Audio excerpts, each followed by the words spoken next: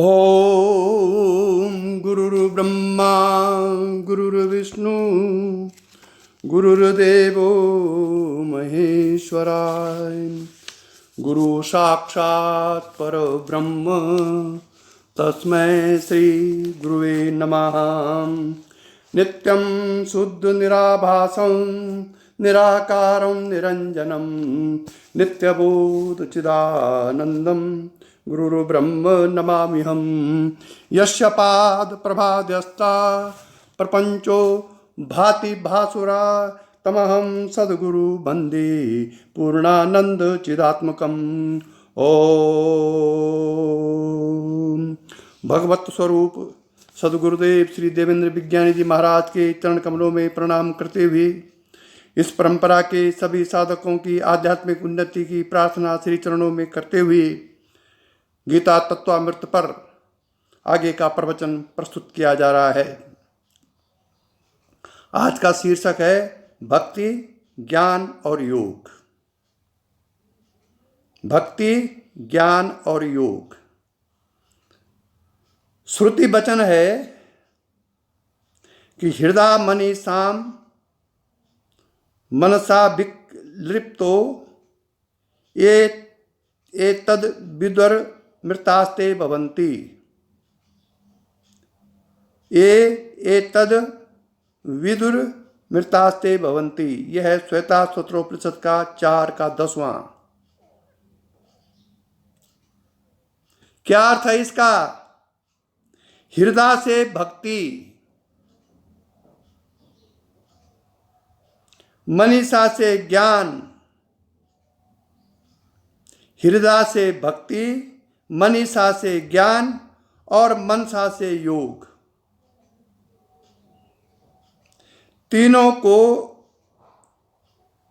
तीनों की युगपद अनिवार्यता कही गई है।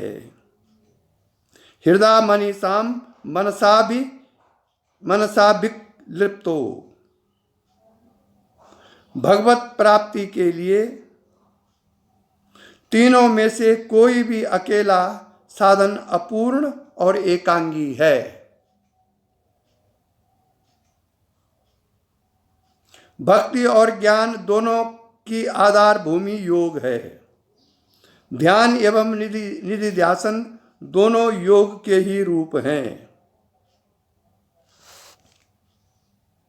शांतो दांता उपरत तितिक्षु समाहितो भूत्वा आत्मानं आत्मानि पश्यति।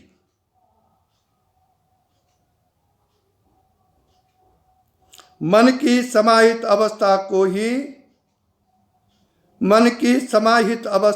ही योग संस्थिति कहा गया है।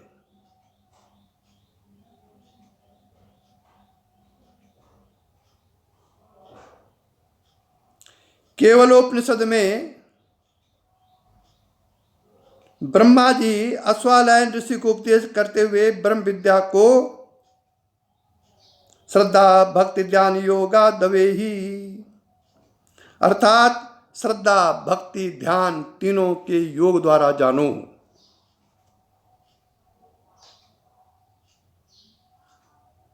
यहां ध्यान को भक्ति का उत्तर रूप और श्रद्धा को पूर्व रूप माना गया है। इसीलिए कहा गया है श्रद्धावान लभते ज्ञानम। श्रद्धावान ही ज्ञान की प्राप्ति कर सकता है। अश्रद्धालु को ज्ञान नहीं हो सकता है। ज्ञान का मतलब यहाँ पर पुस्तकीय ज्ञान नहीं, शास्त्रीय ज्ञान नहीं, बल्कि आत्मा का ज्ञान है। भक्ति के बिना ध्यान योग मनुष्य को भगवताभिमुख न करके केवल सांसारिक सिद्धि ही प्राप्त कर सकता है। भक्ति के बिना ध्यान योग मनुष्य को भगवताभिमुख न करके केवल सांसारिक सिद्धि ही प्राप्त कर सकता है। इसलिए वह भक्ति का अंग होना चाहिए। भक्ति के परा और अपरा 2 भेद किए जाते हैं। गीता के मतानुसार ज्ञान का आधार परा भक्ति का है।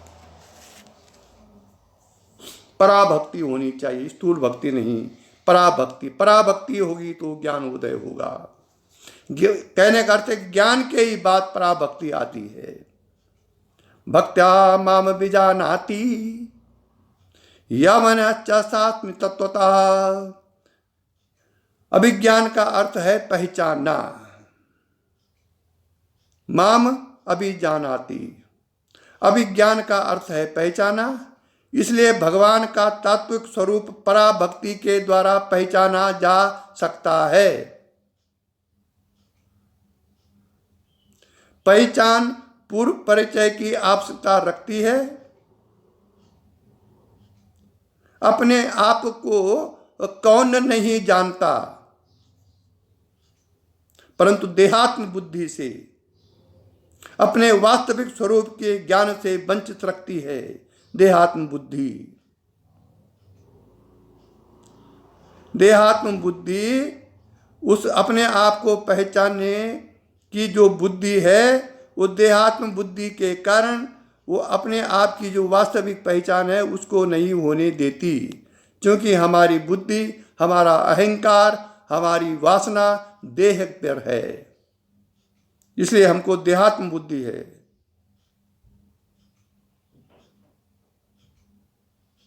और अपने आप हम कौन है? जो ब्रह्म अथवा परमात्मा है वही हम हैं, हम उसी के अंश हैं। देहात्म बुद्धि ब्रह्म और परमात्मा को पहचानने में आपको वंचित रखती है। इसीलिए गीता में भगवान कृष्ण ने कहा, भाई ममे वांसो जीव लोके जीव भूत सनातना, अध्याय 15 का 7वां श्लोक। क्या है ये? जीव मतलब हम जो जीव हैं, ईश्वर का सनातन अंश होने के कारण अंशी को सदा जानता है। लेकिन जब हमारी देह में हमारी बुद्धि है तो हम इसलिए इसको नहीं पहचान पाते हैं। अदरवाइज वी आर द अंश ऑफ भगवान। अंश का मतलब यहां पर टुकड़ा नहीं है।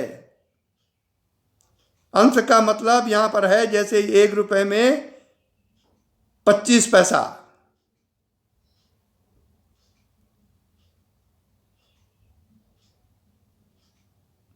एक रुपए का जो चौथाई हिस्सा है उसको अंश कहते हैं, जो 1 रुपए में भी है और अलग भी है। तो ऐसे हम भगवान के अंश हैं, उसके टुकड़े नहीं हैं।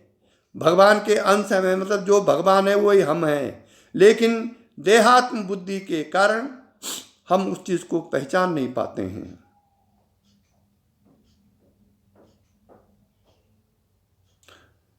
इसलिए जीव ईश्वर का सनातन अंश होने के कारण अंशी को सदा जानता है, परंतु उसे सात्विक ज्ञान पराभक्ति, तात्विक ज्ञान पराभक्ति से होता है। जब तक पराभक्ति उदय नहीं हुई तब तक तत्व का ज्ञान भी नहीं हो सकता। योग उसके स्वरूप में स्थिति कराता है। योग वो नहीं जो रामदेव कराता है, वो तो शारीरिक व्यायाम है। योग मतलब जब अंश और अंशी का योग होता है तब पराभक्ति उदय होती है। योग दर्शन का ईश्वर प्रणिधान भी भक्ति का एक रूप है। प्रणिधान के भी 2 स्तर हैं, प्रत्यक्ष चेतनादि गम के पूर्व और पश्चात। ज्ञान के भी 2 भेद हैं, परोक्ष और अपरोक्ष। अहम ब्रह्मास्मि के श्रवण मनन द्वारा बुद्धिगत ज्ञान, परोक्ष ज्ञान शास्त्रीय पांडित्य मात्र है और निधि ध्यासन द्वारा अपरोक्ष ज्ञान होता है। कब होगा ये अपरोक्ष ज्ञान? तत् स्वयं योग संसिद्ध काले नात्मनि विद्यन्ति, गीता का अध्याय 4 का 38वां श्लोक। वह योग समय आने पर अपने आप सिद्ध होगा। जीवात्मा और परमात्मा का योग, व्यायाम नहीं, शारीरिक व्यायाम नहीं जो रामदेव स्वामी जी कराते हैं। योग संसिद्ध काले नात्मनि विद्यति, काल समय आने पर वह योग स्वयं सिद्ध होगा, if you are practicing continuously.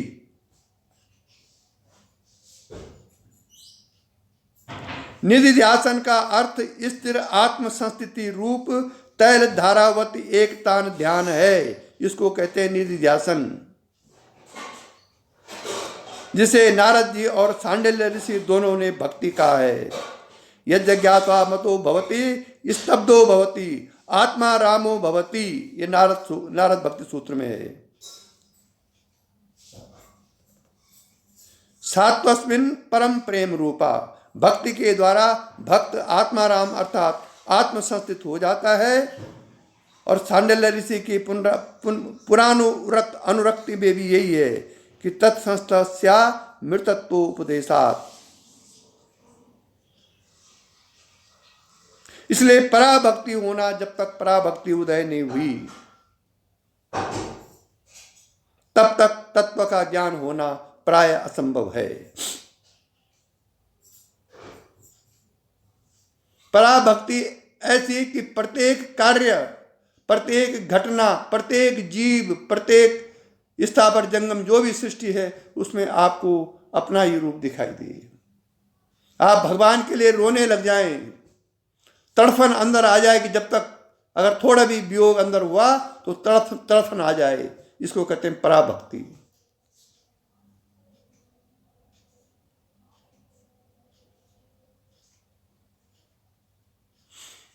तभी तत्व ज्ञान होगा। भगवत संस्थिति को वे परानुरक्ति कहते हैं।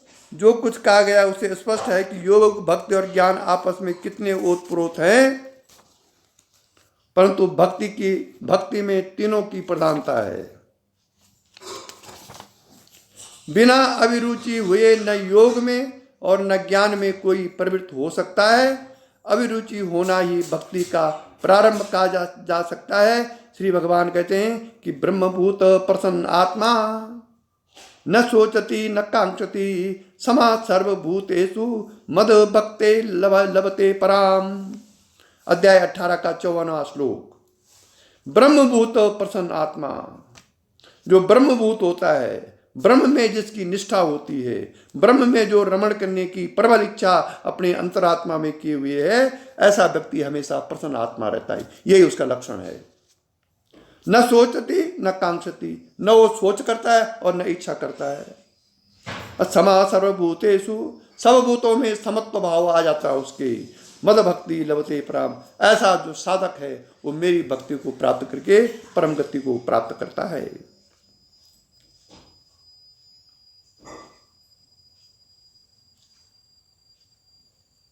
नारायण, इस भाव में प्रसन्न आत्मा शब्द उस सरसता की ओर संकेत करता है जिसके बिना योग और ज्ञान दोनों निरस एवं रुक्ष भारवत प्रतीत होते हैं।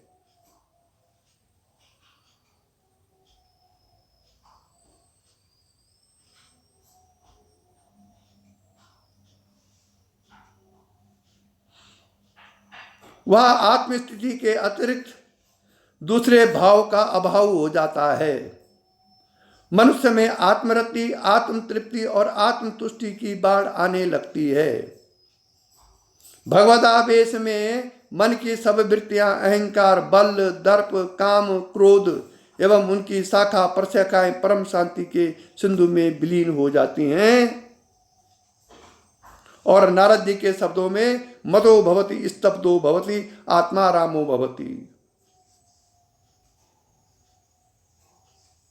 ऐसे भाव में साधक अंतरानुभूति से स्वतः घोष करने लगता है, ओम शिवो अहम शिवो अहम शिवो अहम। नारायण बोलना पड़ेगा। शरणागति, ईश्वर कृपा, साधन और उपासना। अब क्या है शरणागति, ईश्वर कृपा और साधना और उपासना? आजकल तो लोग ईश्वर कृपा भौतिक संपत्तियों पर मानते हैं, जो कि नाशवान है, जिससे कि आपको विक्षेप आ सकता है। शरणागति एवं ईश्वर कृपा सगुण रूप से ही संबंधित है। क्योंकि सगुण रूप ही शरणागतों की शरण देकर रक्षा और कृपा करते हैं। शरणागति सहित साधन को उपासना कहा जाता है। निर्गुण ब्रह्म की उपासना की भी उपासना होती है, पर उसमें शरणागति की प्रतिक्रिया रूप कृपा की कोई संभावना नहीं होती।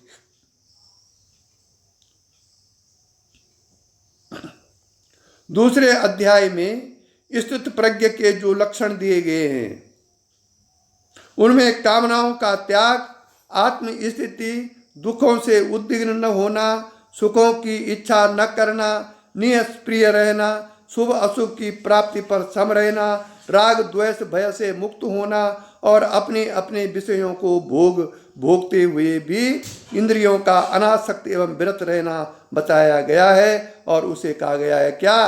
ब्राह्मी स्थिति।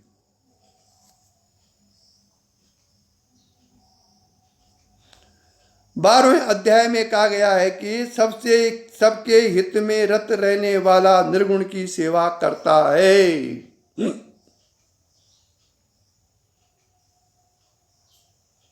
सबके हित में रत रहने वाला निर्गुण की सेवा करता है।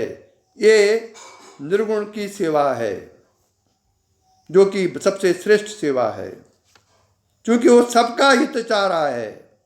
कोई गरीब हो, दुश्मन हो, अमीर हो, दुश्मन हो, बैरागी हो, सबका हित चाह रहा है वो। सर्वभूते हिते रता। चाहे ऐसा साधक ईश्वर में आस्था रखने वाला हो या न हो, सब साधन कर्म प्रधान है और कर्म मनसा वाचा कर्मणा त्रिविध होते हैं। गीता में कर्म, ध्यान, भक्ति एवं ज्ञान चारों का साधन कोटि में रखा गया है। भक्ति और ज्ञान में शरणागति आवश्यक है। कर्म और ध्यान में न हो तो भी कोई बात नहीं, बिना शरणागति के भी ब्रह्म भाव की प्राप्ति संभव है। केवल इतना आवश्यक है कि कर्मयोग के द्वारा अंतःकरण की शुद्धि करें और ध्यान योग के द्वारा अहंकार, बल, दर्प, काम, क्रोध आदि को क्षीण करके ममता रहित शांत भाव में रहने लगे। उस प्रसन्न आत्मा, शोक निरीह, कामना रहित, सब में संभाव रखने वाले में पराभक्ति स्वयं आ जाती है। नारायण बोलना पड़ेगा। अध्याय 18 में वर्णन है ये भयंकर रूप में।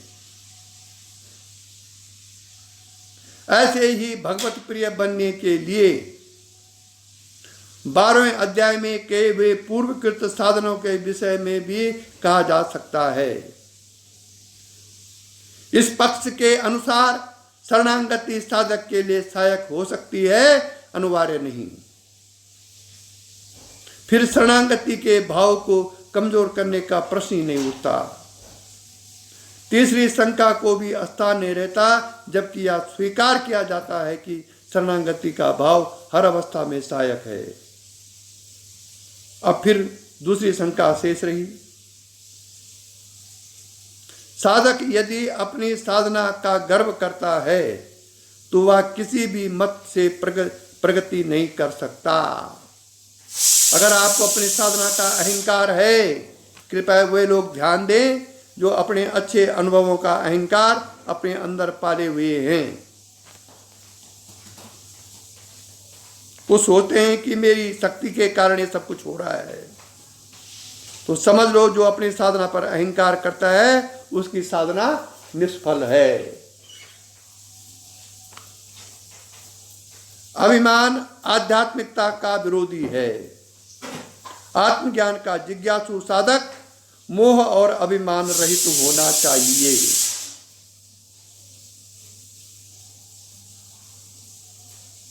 सांख्य दर्शन 25 तत्वों को मानता है, वह ईश्वर तथा ब्रह्म को नहीं जानता। सांख्य दर्शन प्रकृति के 24 तत्व कहकर 25वें आत्मा और पुरुष को असंग स्वभाव से नित्य शुद्ध मुक्त कहता है। उसका साधन अभ्यास और वैराग्य तक सीमित है।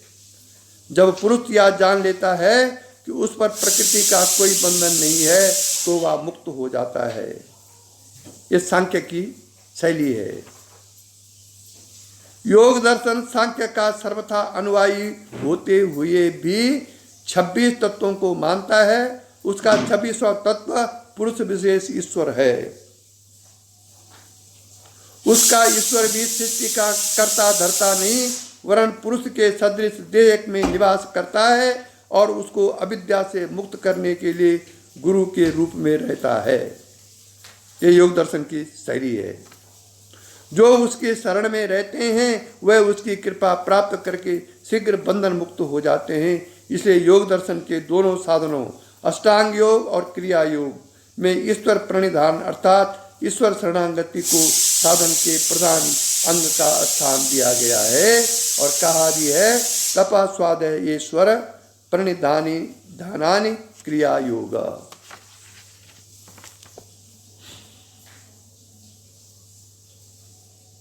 साधना पाद का यह प्रथम सूत्र इस बात की साक्षी देता है कि तप स्वाध्याय अर्थात भगवान नाम जप और ईश्वर शरणागति को क्रिया योग कहा गया है,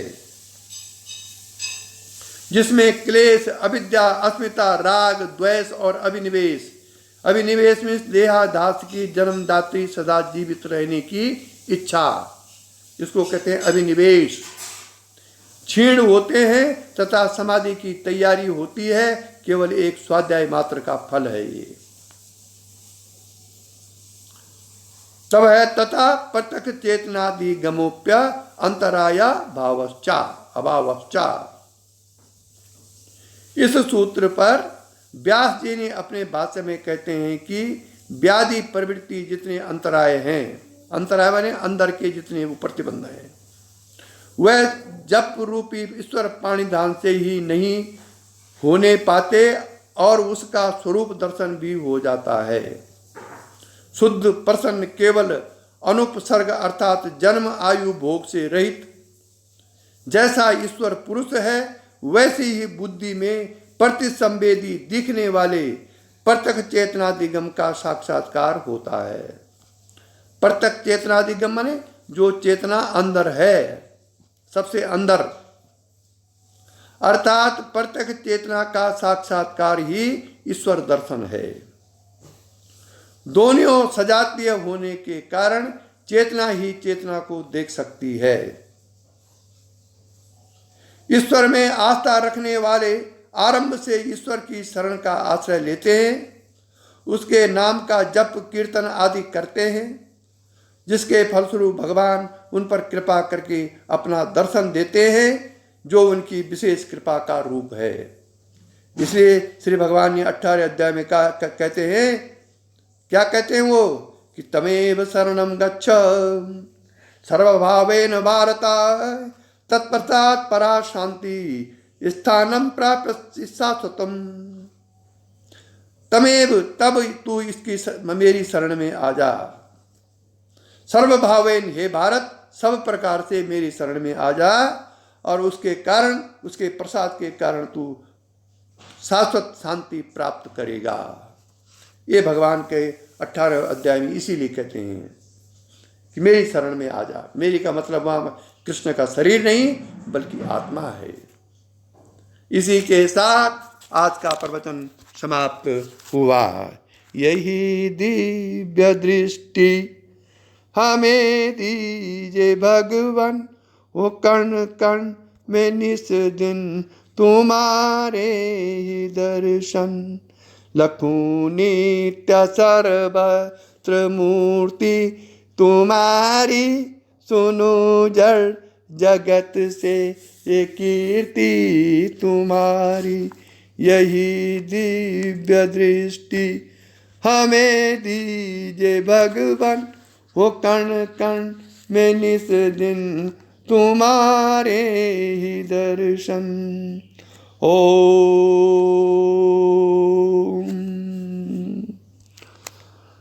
ओम तेरी शुभ सत्ता बिना हे प्रभु मंगल मूल, पत्ता तक हिलता नहीं, खिलता नहीं है फूल। रोम रोम में तुम रमे, फिर क्या रहा बिछो लेकिन तुम मिलते नहीं, ये कैसा संयोग। ओम असतो मा सद्गमय तमसो मा ज्योतिर्गमय मृत्योर्मा अमृतं गमय। ओम शांति शांति शांति। ओम।